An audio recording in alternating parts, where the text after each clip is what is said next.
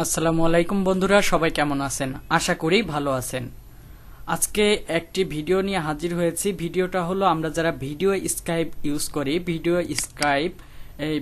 Scribe যারা use করতেছি, আমাদের একটা প্রবলেম হচ্ছে যে ঠিকমতো কাজ করতেছে না বা হোয়াইট স্ক্রিন থাকতেছে। এই হোয়াইট স্ক্রিন কিভাবে আসতেছে বা কিভাবে এটার সলিউশন আমরা করব, এই নিয়েই আজকের ভিডিওটা। আশা করি ভিডিওটা যদি আপনার উপকার করে থাকে তাহলে অবশ্যই চ্যানেলটি সাবস্ক্রাইব করতে ভুলবেন না, ভিডিওতে একটি লাইক এবং শেয়ার দিবেন। তো আমরা যখন প্রথমে ওপেন করি তখন এরকম ইন্টারফেস আসে, আমরা এখান থেকে কেটে দিলাম এবং এখানে যখন লগ ইন করি সেম যেভাবে আসে ঠিক সেভাবে আসছে, you are now offline mode, enjoy. তো এখান থেকে আমরা আবার লগ ইন দিলাম, লগ ইন দিলে আবার এটা আসলো। এটা আসার পরে যে ডিসপ্লেটা আমরা দেখতে পাচ্ছি এটা কিন্তু সাদা, একবারে সাদা, এখান থেকে কোথাও আসতেছে না, আমরা এখান থেকে ক্লিক করে অন্য কোথাও নিতে পারতেছি না।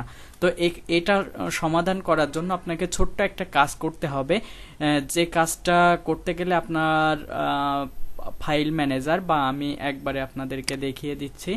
তো এটা আমরা ক্লোজ করে নেব। ক্লোজ করার পরে আমরা আমাদের মাই কম্পিউটার বা দিস কম্পিউটারে যাব। দিস কম্পিউটারে যাওয়ার পরে আমরা যে লোকাল ডিস্ক আছে, আমাদের যে লোকাল ডিস্ক, এটাতে আসব। এটাতে আসার পরে আমরা এখান থেকে ইউজারে আসব, এখান থেকে ইউজারে আসব।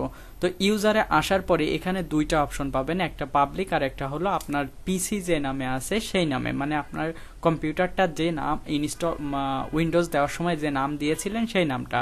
তো এখানে যে নামটা থাকবে সেটার উপরে ক্লিক করবেন। এবার ক্লিক করার পরে এখানে দেখতে পাচ্ছেন যে কিছু ফোল্ডার আছে। তো এখানে অ্যাপ ডাটা নামে কোনো ফোল্ডার নাই। তো এই অ্যাপ ডাটা ফোল্ডারটা আনতে গেলে আপনাকে উপরে যে ভিউ আইকন আছে এই ভিউ আইকনে ক্লিক করতে হবে। করার পরে এখান থেকে হিডেন আইকনে ক্লিক করতে হবে। তো হিডেন আইকনে ক্লিক করার পরে দেখতে পাচ্ছেন যে এখানে অ্যাপ ডাটাটা আসছে। তো অ্যাপ ডাটা ডাবল ক্লিক দিলেন, ওপেন করলেন। ওপেন করার পরে এখানে কিন্তু হলো লোকাল লো আর হলো রোমেইন আছে। তা আমরা হলো রোমেইনে ক্লিক করব। তারপরে আমরা যে সফটওয়্যারটি ইনস্টল করেছি এখানে দেখুন যে ভিডিও স্ক্রাইব ডেস্কটপ, এটা আছে ভিডিও স্ক্রাইব ডেস্কটপ।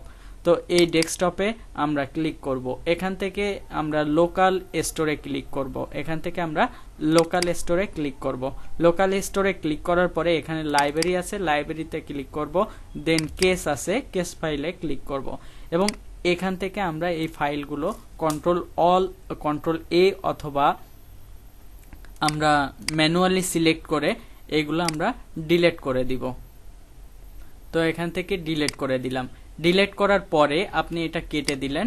কেটে দিয়ে এখন আপনি আপনার ভিডিও স্ক্রাইবে ঢুকবেন, অর্থাৎ ভিডিও স্ক্রাইবটা ওপেন করবেন।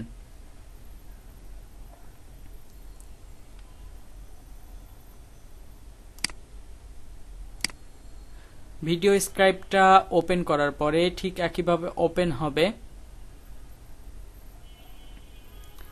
এখান থেকে আমরা ক্রস করে কেটে দিব। এখানে লগ ইনে ক্লিক করব। এখানে আমাদের যে আগের যে ফাইলটা ছিল সেটা ডিলিট করতে চাই, মানে আমরা ওই ফাইলটা ওপেন করতে চাই কিনা। যদি করতে হয় তাহলে ঠিক, আর যদি না করতে চাই তাহলে ক্রসে ক্লিক করতে হবে।